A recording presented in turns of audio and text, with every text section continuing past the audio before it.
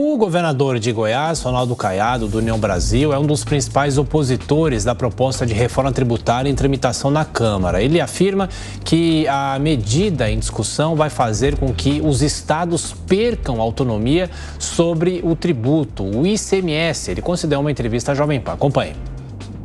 Ninguém sabe o que realmente a reforma deseja. Não tem nenhuma simulação. É tudo na tese do achismo.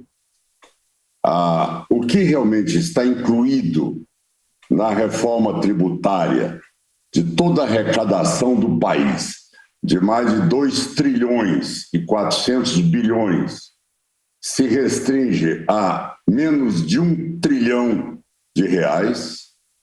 O que é mais importante, o comprometimento da arrecadação é exatamente nos estados e municípios, somando exatamente 65% da arrecadação dos estados e municípios, e da União apenas 35%.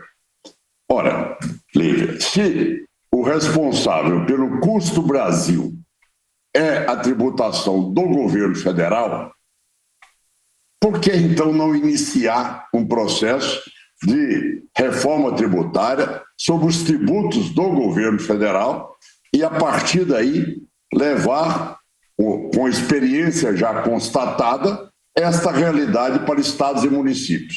Agora, ao invés de mexer na arrecadação do governo federal, aí tem uma tese aonde, como eu costumo dizer, um iluminado dá conta de mexer na tributação de 5.575 municípios, 27 entes federados, e saber o que cada um vai receber sem conhecer a realidade de cada estado e de que maneira o estado tem um potencial para crescer ou não. De Goiás, Ronaldo Caiado também cobra do secretário extraordinário da reforma tributária, Bernardo Api, e do relator na Câmara, Aguinaldo Ribeiro, que mostrem como será feita a compensação aos estados. Agora, não é possível que um texto que foi elaborado, tá certo, pelo secretário do Ministério, esse texto ele seja ali consagrado, ninguém pode contestá-lo. Ele ali quem tiver contra, é contra a reforma tributária no país, quem está contra é rotulado como retrógrado, que não quer ver o Brasil crescer, nem nada. Essa tese não procede. Tá certo? Nós não podemos demonizar aquilo que existe, que pode ser simplificado, e querendo buscar uma experiência que nós não conhecemos, não tem, repito, nenhuma simulação. Todos os dados que eles apresentam, nós buscamos dados concretos e mostramos que são inverídicos. Aquilo que, mas o Estado vai crescer em torno de 2,5% até 3%. Não existe isso em nenhum país que implantou o IVA. Mas aí tem a Argentina. Aí eles falam, olha, mas tem a Índia. E a Índia implantou e está... Por favor, as pessoas precisam de ler. A Índia não cresceu porque implantou IVA.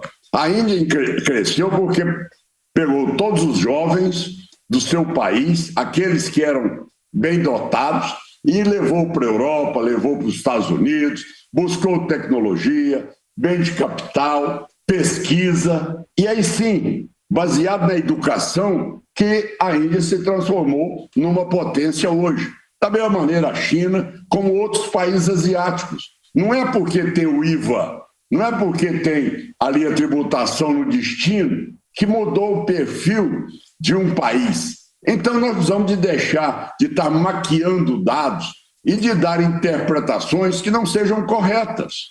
Então eu sei o que é governar um estado que tem hoje um crescimento de 6,6% do PIB do ano passado, enquanto o Brasil teve 2,9%.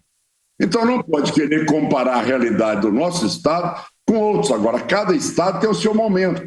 E a política não pode ser de garroteamento do crescimento e do potencial de cada estado. O governador de Goiás, Ronaldo Caiado, destaca ainda que os municípios não aceitam ser tutelados pelos estados, que também não podem viver de mesada.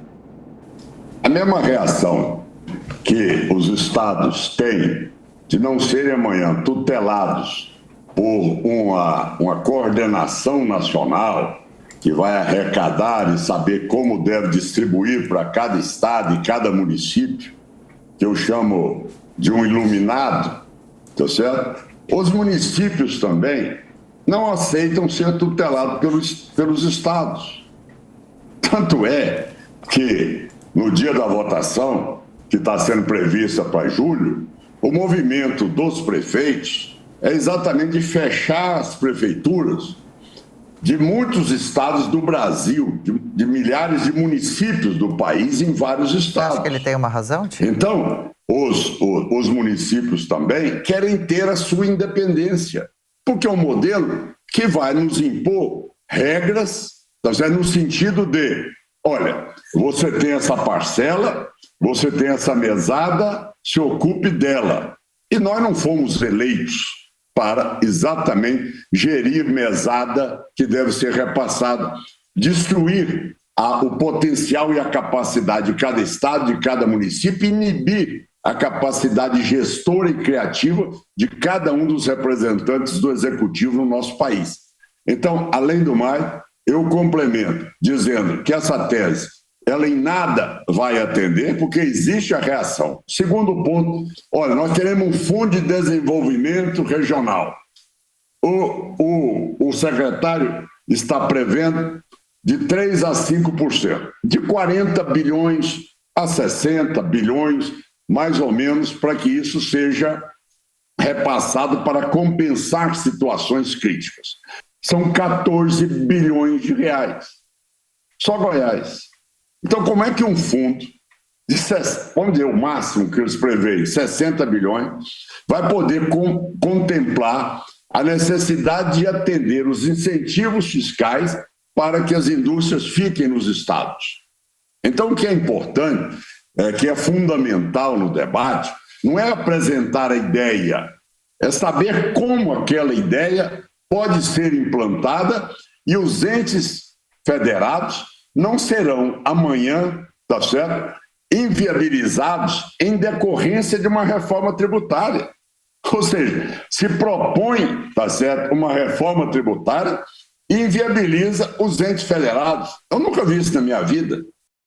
Bom, Diogo Schelp, parece assunto velho, né? Porque a gente fala há décadas sobre a reforma tributária e a resistência dos estados, principalmente a guerra fiscal, e no caso, Ronaldo Caiado expõe os problemas que a reforma pode causar ao estado dele. Agora, independente do que ele fale especificamente, no geral, de que forma é possível finalmente chegar a um consenso com os estados? Claro, se ninguém quiser ceder, a reforma não sai de novo, né?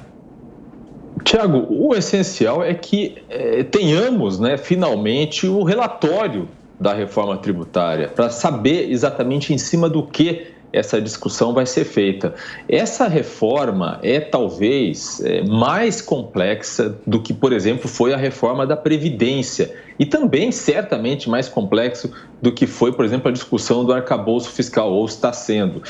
Por quê? Justamente porque a reforma tributária, ela mexe com os interesses de diversos setores, diversos, inclusive, entes federativos, estados, municípios, União, mas também de setores privados, empresas, pessoas físicas, quer dizer, são muitos interesses em jogo e é preciso ter um equilíbrio para que ninguém, obviamente, saia prejudicado, já que, obviamente, a carga tributária já é grande para muita gente e, obviamente, já é um problema para estados e municípios, por exemplo, lidar com a questão da arrecadação para cumprir suas funções. Então, o essencial é que, antes de mais nada, se tenha finalmente a apresentação do relatório dessa reforma tributária para que se saiba em cima do quê, com qual base vai se fazer essa discussão, seja na questão dos estados, dos municípios, das empresas, dos setores que estão preocupados também, o setor de serviços, por exemplo, então o setor do agronegócio. Então esse é o essencial, e os próximos dias, a próxima semana vai ser definidora para isso, porque finalmente pode-se